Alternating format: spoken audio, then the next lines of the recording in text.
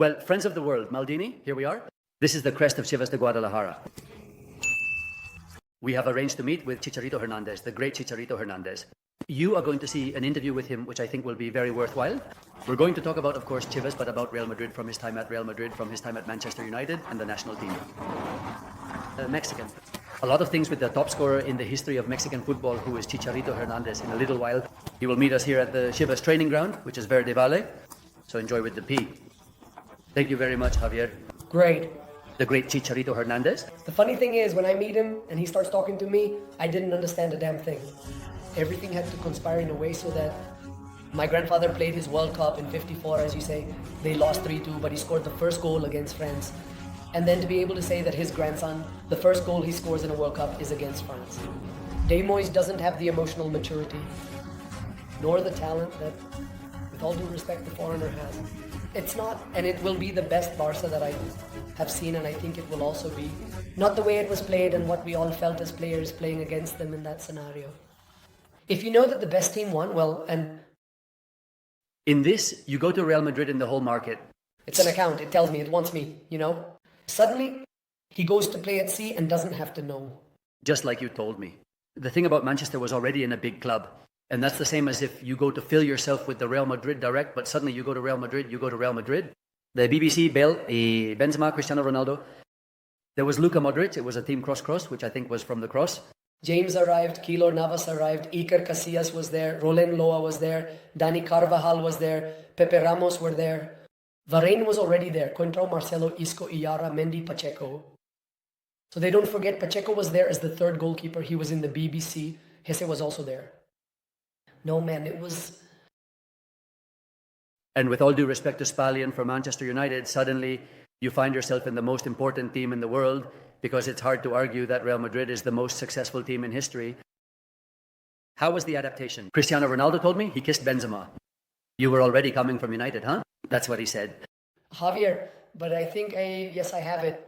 Yes, I am going to say it just like that, because yes, it went beyond what was ever discussed or said. I think all my teammates respected me a little more because I came from Manchester United. They already knew that I had played, and besides, I won awards and they knew what I did in Mexico. So all of that helped my adaptation a little more on that side, because, you know, when I say respect, it's not that they don't respect others, they respect everyone, but whether you like it or not, where do you come from? What have you done? It helps your teammates trust you instead of wondering if you come from... If I had come from Chivas to Real Madrid, maybe like in Manchester, it's not that they didn't trust me. But it's different. If you come from Manchester United to Real Madrid, or from Real Madrid, you go to... I mean, whether you like it or not, it helps a little for them to trust you in a different way, and that has helped me a lot. Now, also another thing that you can't talk about there, and it's hard for me to talk about myself, but yes, something that also many people can tell you. As you guys say, if I am not and have not been one of those players with a talent, technically gifted, which many people have criticized me for, but I have been a hard worker since I came out of the womb of my mother, right? So working hard, that's one of my greatest talents, isn't it? And so I think I also earned respect and a lot of admiration from many people there at Real Madrid, because even though I played very little, whether they gave me a minute, 90, they gave me, I'm going to work hard, that's for sure. I'm going to work hard now because I want to show that I also have goals. I'm going to play football, not for nothing. I've played in World Cups, not for nothing. I've won awards, not for nothing. All of that, well, I want to demonstrate it at every moment, and I think that's why when Bale and Benzema got injured, and there was no one else, and they have to rely on me and Carleto, Ancelotti, Carleto, starts to trust me more, and I had to play. I responded the way I did, being a starter as well as a substitute. I'm remembered more, obviously, at Madrid as a substitute, of course, because I came on more as a change and played I played 12 matches as a starter, only in 1 year as a starter, and I only scored 9 goals.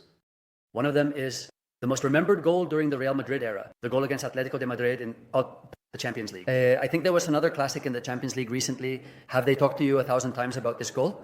You were a starter in this match. It's a very important goal. It got Madrid through. Then you couldn't play the final, but it was crucial at that time. We didn't lose to Juventus, who then reached the final with more. But tell me, this match was a starter at the time of Cristiano Ronaldo. Cristiano Ronaldo, what was Cristiano like? With the essence of Cristiano Ronaldo? Yes, look at what to say final. What. That the most important goal in my time at Real Madrid, and I think I can tell you now, I have 3 or 4 goals that I call the most important of my career, because in the end, all of them are important. But I think 3 or 4 are crucial for me because of what they mean. This is one of them. Well, the assist was given to me by James. They made an incredible one too. Cristiano. Between James and Cristiano, they make a great play. Between them, a 1-2. Over there on the wing, and then Cristiano sets it up for me. And then, fortunately, well, I put it away, right? As we say here in Mexico. That goal, I think it was as the greatest confirmation of my entire career, being at the Santiago Bernabeu, playing 90 minutes, being a starter in a derby, which, by the way, I don't know if you know, that was the first match that was won in regular time in 10 matches that hadn't been won. Because the others that had been won against Atlético de Madrid, for example, in the 10th, and all the others were in extra time. But in the first 90 minutes, there was a hegemony at that time where we couldn't beat Atlético de Madrid. In the first leg, we ended 0-0 at Atlético de Madrid's stadium, where they no longer play. What was it called? At the Calderón. It was extremely difficult to play there. So imagine, add that to it. That you played up front with Cristiano Ronaldo at Real Madrid, that you scored the winning goal, that this goal helped qualify for the semifinals of a Champions League with the most successful club in history. The European Cups. I mean, a guy from Guadalajara who came from Chivas. Achieving that, well, there it is. There's the answer. It says it all, is that. Of course, I always say, there are moments when people want us to put words to what was felt, and it's impossible. Sure, you can say ecstasy, gratitude, happiness from excitement. You cry, I cried when I went out with Keeler talking there. But it's very difficult to put words to those moments, to what one feels. When you've talked about Ancelotti, you've smiled. Yes. What was Carleto Ancelotti like? I've had the feeling that you almost compare him to Ferguson in that kind of... Not completely, of course. Certainly from the same school with his touch. He's not Italian, he's Scottish. The other went through many clubs. Sir Alex stayed at one club. I mean, he was at Aberdeen and then he was at one club his entire career. Carleto was successful in Paris, in Bayern, in Chelsea. I mean, Carleto was all over Europe too. But Carleto, when I smile with an Ancelotti, because he treated me very well. Even though you know that in those clubs, and me being at the BBC, there are certain situations where in football always, everyone, you can feel that you can play more, other times play more or less. Others played too much. I mean, you're always there, but how he treated me. And yes, I think because I don't know if you remember, also one of several goals. I scored against Carleto when he was at Chelsea. I think that's how it happened. In some leagues we competed in and everything. I mean, we were rivals too. So when I am with him, he knew what I represented and what I was at United, because he was a rival and he knew. In the end, being a United player did help me a lot, winning 2 awards, losing a Champions League, and reaching that club. Beyond knowing that I wasn't going to be an undisputed starter. That's why Real Madrid came. They weren't looking for an undisputed starter. They were looking for a forward who, if at any moment Karim or Bayern or Cristiano were not available, could step in as a center forward, who we knew would respond. That's why they asked for my loan from United. So Carleto, I am very grateful to him, because yes, I consider my time at Real Madrid as completely divided, right? The first 6 months were extremely complicated. I played very little, even though I was at Real Madrid. And even though I was on the bench and played little, of course, I felt fortunate.